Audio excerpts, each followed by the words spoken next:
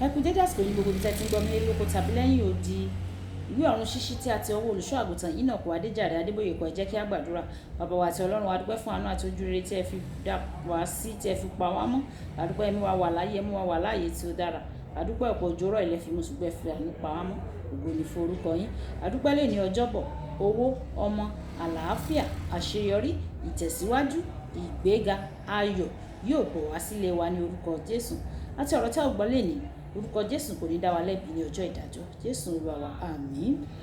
Òní ọjọ́bọ̀, ọjọ́ kẹtàdínlógún oṣù kẹrin. Òní ọjọ́bọ̀, ọjọ́ kẹtàdínlógún oṣù kẹrin. Àkòrí tí a ó gbéyẹ̀wò sọ wípé ǹjẹ́ ajẹ́rìí ni ọ́? Ǹjẹ́ ajẹ́rìí ni ọ́ bí?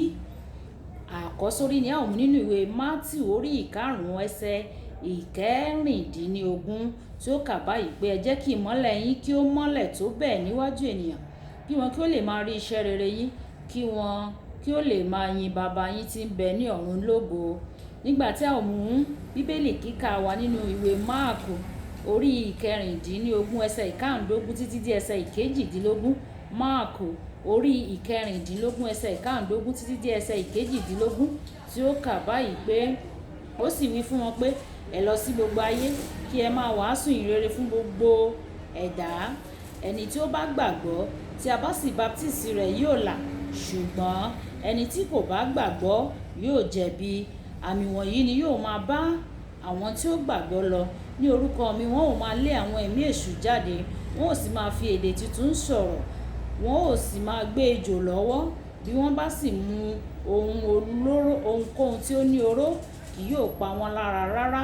Wọn yóò gbé ọwọ́ wọn lé àwọn olókùnrùn, ara wọn yóò sì dá. Kí Olúwa kí ó bùkún kíkà àti gbígbọ́ ọ̀rọ̀ rẹ̀ ní orúkọ Jésù. Wàyí ẹ tẹ́tí bẹ̀lẹ̀ jẹ́ láti gbọ́ ohun tí olùṣọ́ àgùntàn Enoch Adeboye ní fún wa ní èní ọjọ́bọ̀. Jésù Kristi Olúwa sọ pé gbogbo òfin láti ọ̀dọ̀ Ọlọ́run ni a lè pín sí ọ̀nà méjì. Ọ̀kan, o gbọ́dọ̀ fẹ́ràn Ọlọ́run rẹ pẹ̀lú gbogbo ọkàn rẹ, àyà rẹ àti inú rẹ. Èkejì, fẹ́ràn ẹnìkejì rẹ gẹ́gẹ́ bí ara rẹ. Ìwé Mátíù orí ìkejìléníogún ẹsẹ̀ ìkẹtàdínlógójì títí dé ẹsẹ̀ ogójì.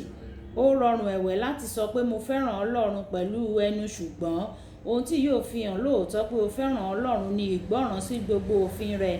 Ìwé Jòhánù orí ìkẹrìnlá ẹsẹ̀ ìkarùndógún. O kò lè sọ pé o fẹ́ràn ẹnìkejì rẹ láì fihàn nínú àwọn iṣẹ́ rẹ. Gbogbo ọmọ lẹ́yìn Kristi ni a ti rán níṣẹ́ láti wàásù ìrere fún gbogbo ẹ̀dá. Ìwé Máàkù orí ìkẹrìndínlógún ẹsẹ̀ ìkarùndógún. Nítorí náà, bí o bá fẹ́ràn Ọlọ́run àti ẹnìkejì rẹ lóòótọ́, gbogbo ohun tí wàá ṣe ni láti sọ fún un nípa Jésù. À ń gbádùn Kristi nísinsìnyí nítorí ẹnìkan sọ fún wa nípa rẹ̀. A kọ́ wa pé Jésù ni abánigbẹ́rù. Mátíù orí ìkọkànlá ẹsẹ̀ ìkejìdínlọ́gbọ̀n. Ọ̀pọ̀ nínú wa wá sọ́dọ̀ Jésù nítorí àwọn bùkátà wa. Kò sí ohun tí ìbá wọ́ mi lọ sí ilé ìjọsìn kékeré tí wọ́n ń pè ní olú-ìyá ìjọ ìràpadà ti Ọlọ́run bí kò ṣe ìṣòro ńlá. Ẹnìkan pè mí sí ìjọ náà, ó ní Jésù Olúwa yóò gbé ẹrù rẹ. Mi ò tilẹ̀ rí ara mi pé mò ń jọ́sìn nínú ìjọ kékeré tí a fi igi kọ́ dípò ìjọ ńlá tí kì í bá ṣe ẹrù tí mo ní. Sọ fún àwọn ọ̀rẹ́ rẹ pé Ọlọ́run ni olùpèsè ńlá.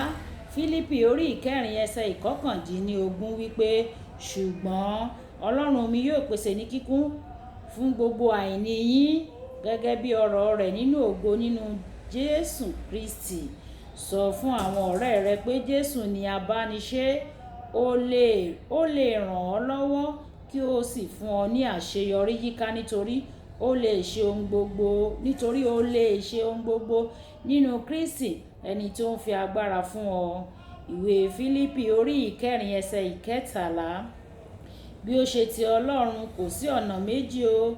Yálà kí o fẹ́ràn rẹ̀ tàbí kí o kórìíra rẹ̀.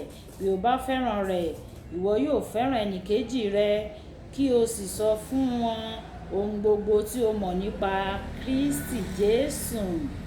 Kókó àdúrà: Olúwa jọ̀wọ́ fún mi ní oore ọ̀fẹ́ àti àǹfààní láti jẹ́rìí fún ọ gidigidi ní ìgbà gbogbo ní orúkọ Jésù. Olúwa jọ̀wọ́ fún mi ní oore ọ̀fẹ́ láti jẹ́rìí fún ọ ní ìgbà gbogbo ní orúkọ Jésù. Olúwa yóò fún wa ní oore ọ̀fẹ́ láti jẹ́rìí Jésù fún gbogbo àwọn tó yí wa ká lórúkọ Jésù. Kì í dùn kó pọ̀ sókè lọ́bẹ̀ oge. Olúwabùkọ́lá aya kó tẹ́mọ sí ìyá ènìyàn rere, aya ènìyàn rere àti ọ̀rẹ́ ẹ̀yin ènìyàn rere ni ó ka ọ̀run ṣíṣí ti òwúrọ̀ yìí nígbà tí a ó tún máa pàdé ní ọ̀la. Ó dàbọ̀.